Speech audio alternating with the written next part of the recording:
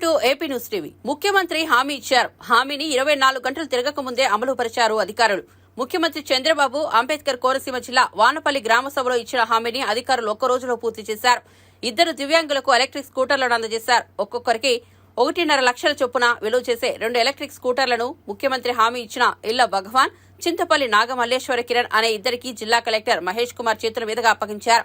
జిల్లా రవాణాధికారి ఆధ్వర్యంలో ఇద్దరికి డ్రైవింగ్ పరీక్ష నిర్వహించి సక్రమంగా డ్రైవింగ్ చేస్తున్నారని నిర్ధారణకు వచ్చిన తర్వాత వారు కోరిన రంగు గల స్కూటర్లను అందజేసినట్లు అధికారులు వెల్లడించారు. 2-3 రోజులు తెప్పిస్తారు.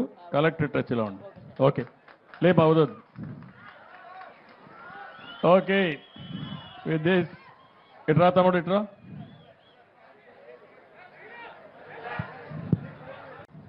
₹6,000 వస్తుందా నీకు? వస్తుంది సార్. 6,000 వస్తాను. ఇప్పుడు ఏం కావాలంటావు నువ్వు ఏమన్నా చేయడానికి? నాకు ఎక్కడికైనా దూరాలు వెళ్ళినప్పుడు బ్యాటరీ బండి సార్, నాకు ఏదన్నా చేసుకోవడానికి. ఇతనికి కూడా ఒక స్కూటర్ ఒకటి, ఈవీ స్కూటర్ కొనిచ్చేయండి. సో దట్ నేను ఈవీ స్కూటర్ కొనిమ్మంటాను. నువ్వే ఛార్జ్ చేసుకో. నువ్వే